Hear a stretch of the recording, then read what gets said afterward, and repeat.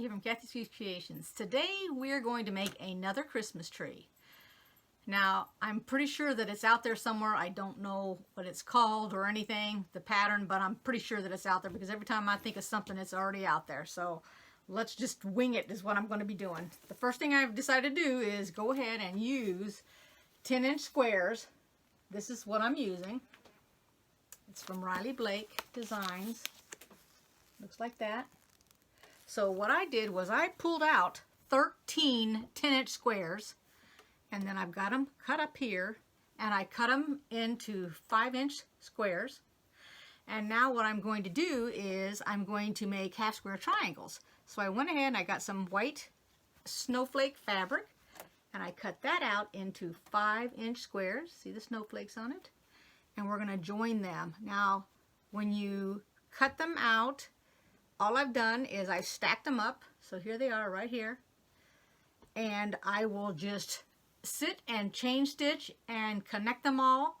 Then I will have to square them up because if I don't, let me see if you can see one here.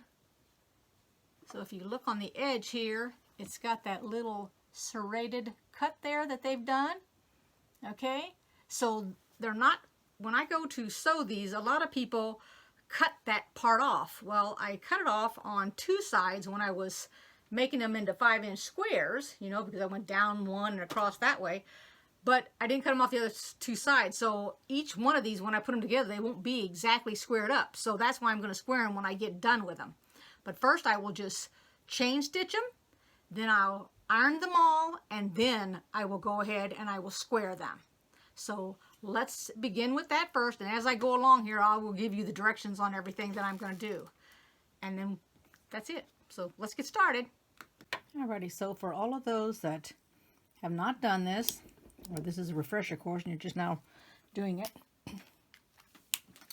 the first thing I'm going to do is I'm going to mark my fabric, and this is one piece, either your white or your color, doesn't make a difference, diagonally. If I can get it diagonally here. I do not know what I was thinking here, therefore that's why I have blocked this out and put the Christmas music. I don't know where my train of thought was, but I'm just going to go ahead and just play this part because I didn't want to lose it while I explain it after I'm showing this part, if that makes any sense.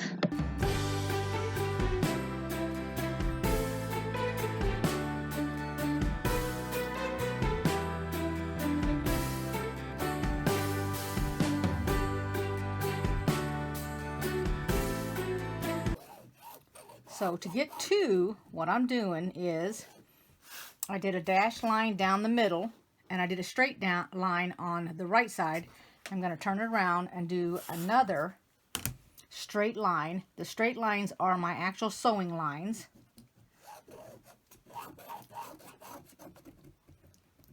So when I get done, and I'll take this fabric, we put our right sides together, and then I'm going to sew on this line and this line. Then I'll cut it in half, which will give me 2 pieces. Okay, so it's 2 half square triangles being created. But if I didn't want to do that, then what I could do is draw my line down the center and a 1/4 inch, and then just sew it down the center and cut this off. But like I said, everybody and their brother wants, every time I make one, somebody else wants it. So when I get done, it's not going to be that much smaller. It'll be like that right there. So that's not that much smaller. What I'll do is I'll sew one like this, and then I will sew one like this, and then we'll just go from there. So let me go ahead and mark this one straight down here for my sewing line. We'll see. Okay, and then I go a 1/4 inch over. Okay, so we're going to sew one of each, and then I'm going to go ahead and make them into a square, and then this way you can decide, without wasting any fabric or anything, whether you want the bigger one or the smaller one, or whether they come out the same size. We'll find out here in a second as soon as we get it going. And really, until I just now started doing this, I didn't even think of doing it both different ways, so let's try it out. And I'm just going to use my 12-inch needle. Where'd my thread go? Here we go. I'm using a 2.5-inch stitch, and then I won't have to worry that my fabric is going to try to go down inside here because I'm really off of the edge of the fabric. I'm not starting at the very end, which has the tendency to... I haven't got my sewing machine on all the way. I guess I ought to do that first, shouldn't I? Okay, there we go. And I'm just using white thread. I don't need to pin it or anything. I've just matched it all up, one on top of the other. Because remember, we're cutting this down. Let's just get that done first. And since I am going to go ahead and do this one, let's see if I can avoid, since this is like a leader ender, the first piece, let's see if it will go and not take my fabric down inside that hole. Let's see here. Alrighty, let's go.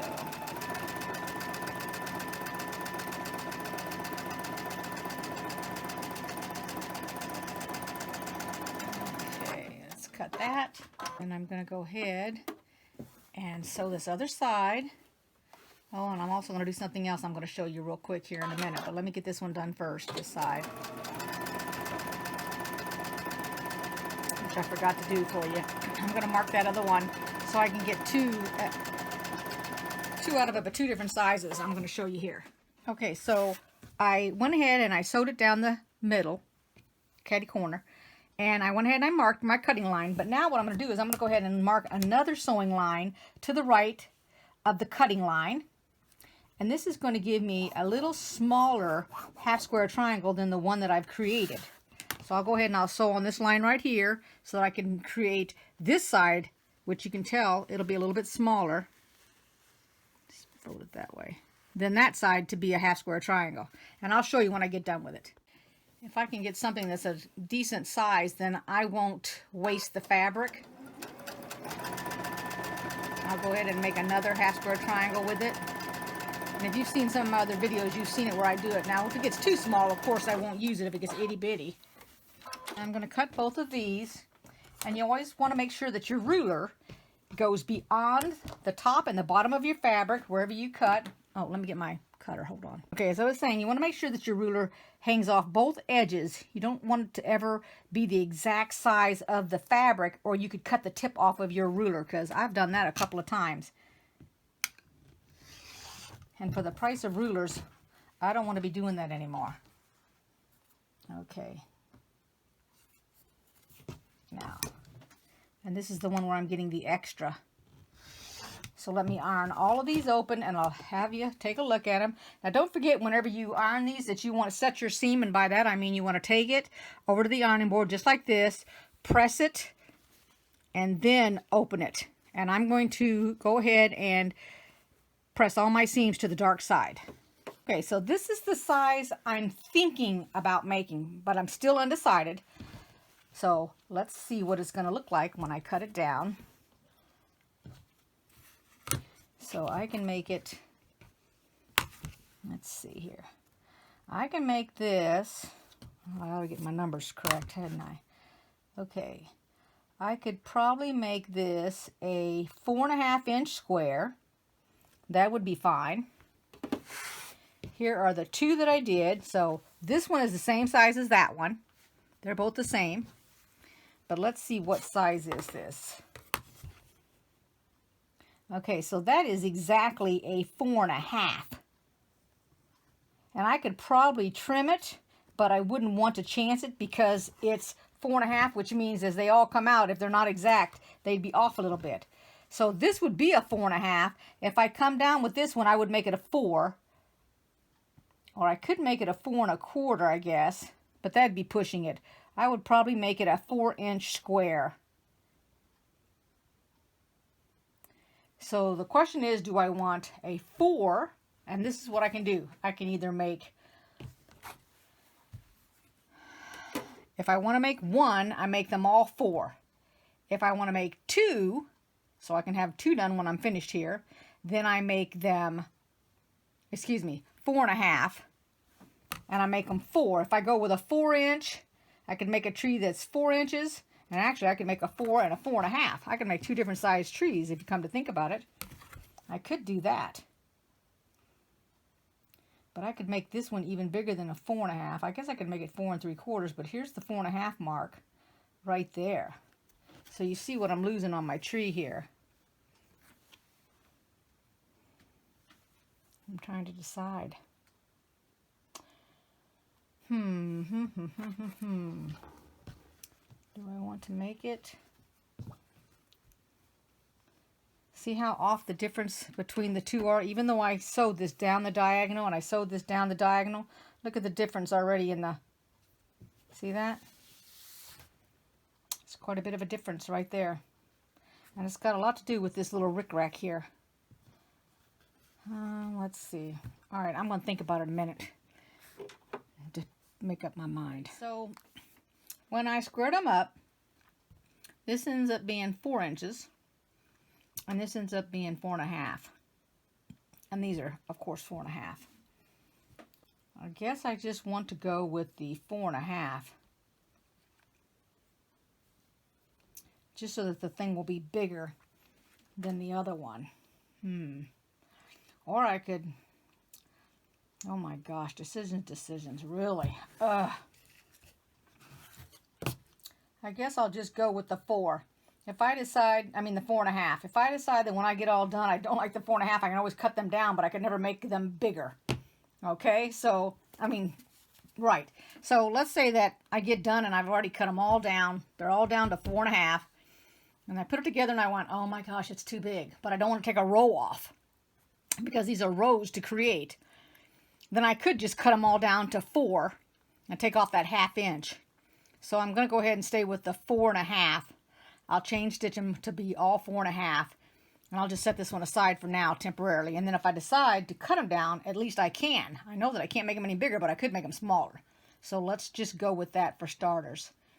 And since I have, I believe it ended up making 104, and I think I needed 102 if I'm right on my calculations.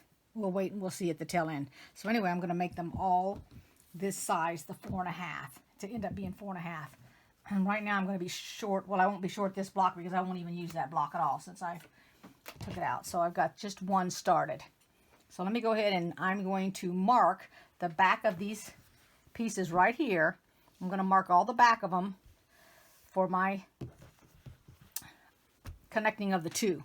So let me do that first, and then I'll come back and we'll get started chain stitching. Okay, remember now, we're going to put a dashed line in the middle, which is the cutting line, and then on either side is the line that we're going to sew on. Now I'm going to show you on this next one I'm going to do that if you want to give yourself a little more room when it goes to cutting this, this is what you want to do. So the very first thing is you're going to go ahead and you're going to mark from corner to corner, and that's going to be the part that you cut. Hold down on your ruler really, really hard so it doesn't pull on your fabric. And then when you go and you want to mark the sewing line, you want to come in.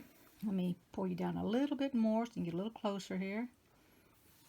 Right here, you want to come in so that the right dashed line is on the right-hand side of the black line, because this gives you a little bit more room.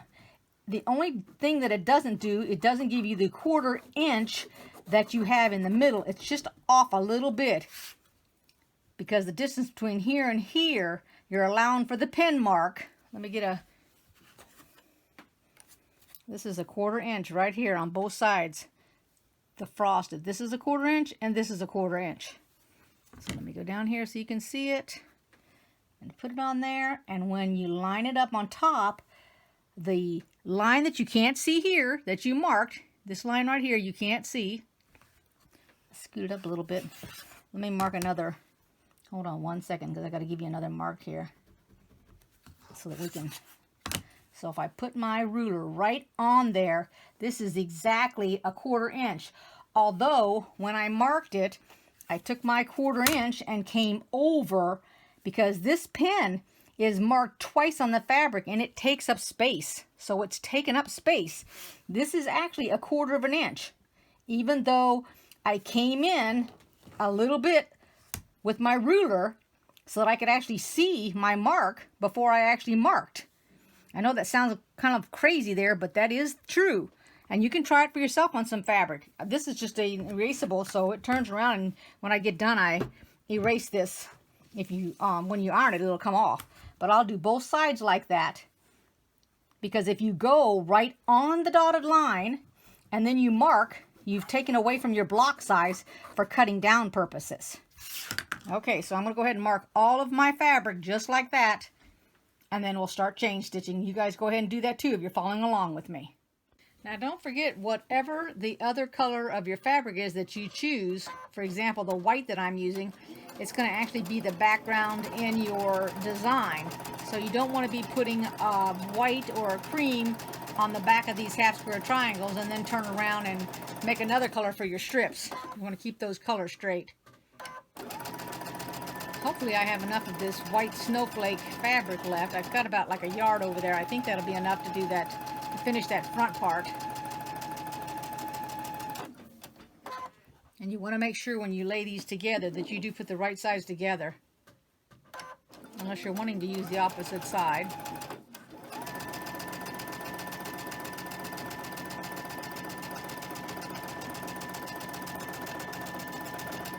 I think the longest thing doing is marking the fabric.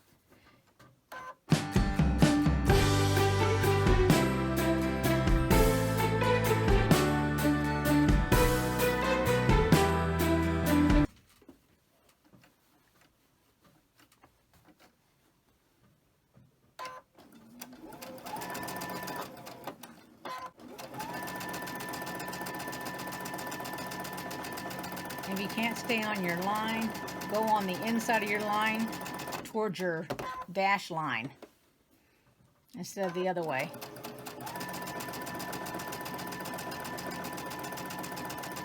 Good practice for going on a line though.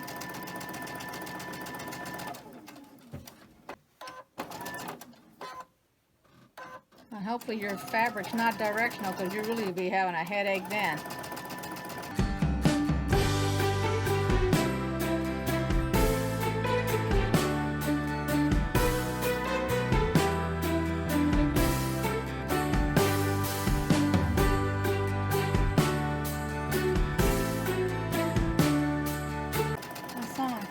Where somebody was asking the question, has anybody made a quilt in a day?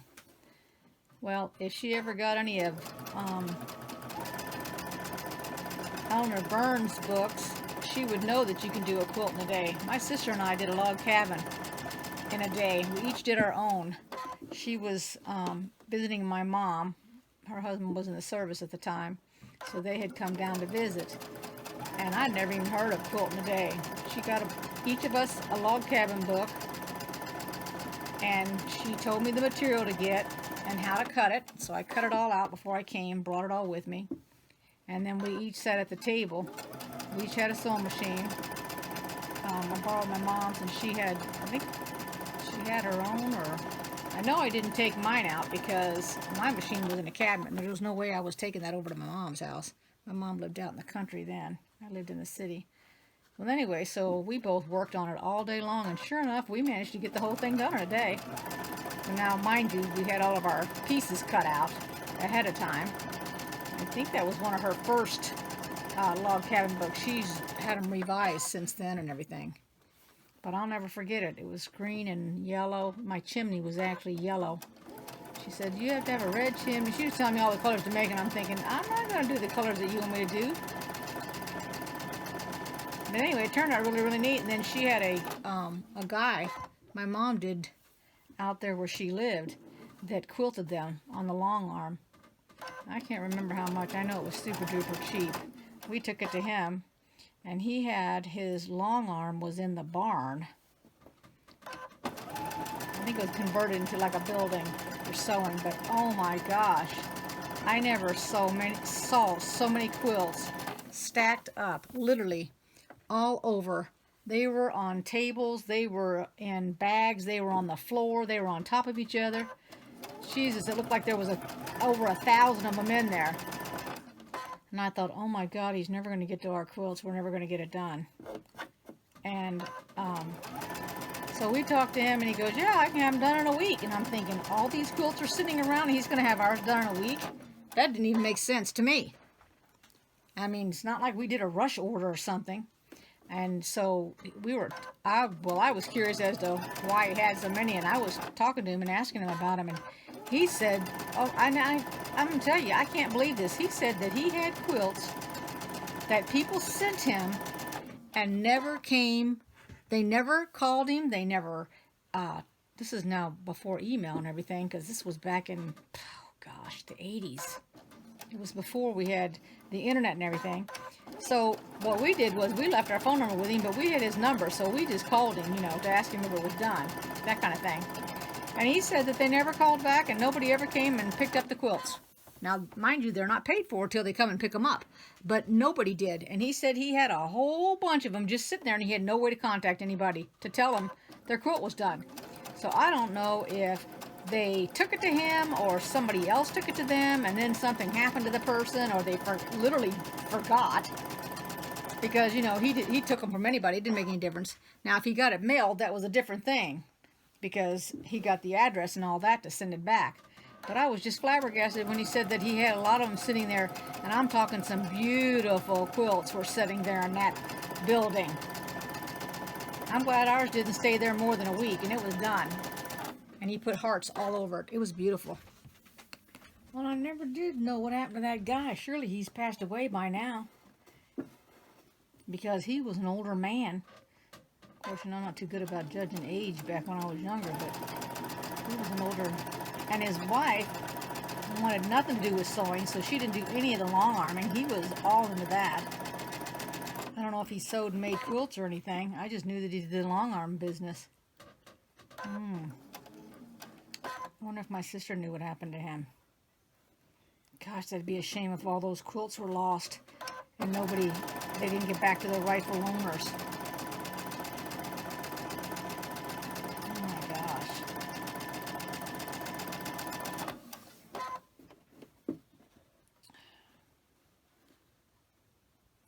I mean, that guy didn't have a filing system or anything, with all those things laying all over everywhere, all over that building. When I say laying all over, it was like a, I'm trying to get an idea. Let's see.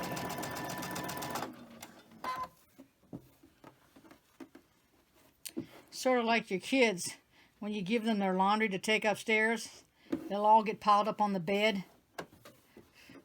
Or they'll just drop it on the floor, or they'll drop it on the dresser. That's about what it was like in that guy's building. I mean, that stuff was everywhere. There was no rhyme or reason to it. I don't know how he kept any of it straight. I can't even remember why I even thought about that guy. And that fabric and all that stuff.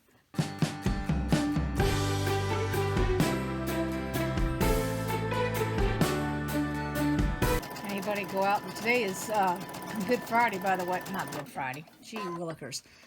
Black Friday. Anybody go out and get any sales? All I did was go out and get some cat food and cat litter. Got my hair done. I didn't do any sales.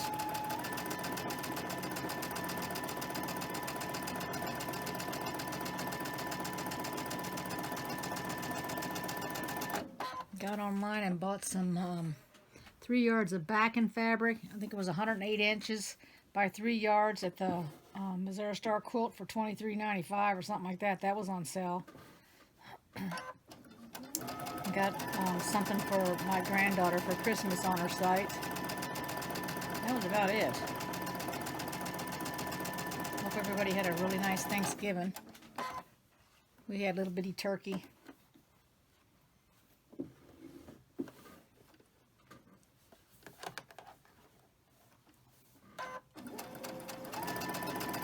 All the sides that go with it, you know, the things you make. Then we split them between our families, so we'd all have leftovers. And I froze my meat. I gave all the stuff that I didn't freeze. I went ahead and deboned my bird and all that. Got all that done before we even sat down. And gave everything that was on the plate to my daughter to have. And then I put 2 Ziploc bags of breasts and 1 Ziploc bag of dark meat up in the freezer. We usually like it on sandwiches, barbecue it. And I put my gravy in my dressing, so we didn't even have any gravy. I didn't even make any. But I don't think we missed it, because nobody said anything about it.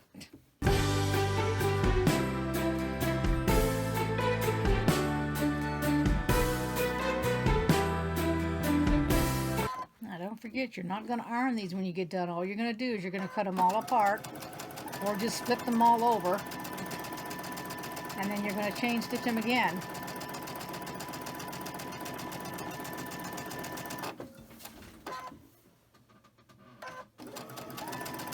Otherwise you'll take all your markings off your other side. So we don't want to cut them yet, because you're going to sew them.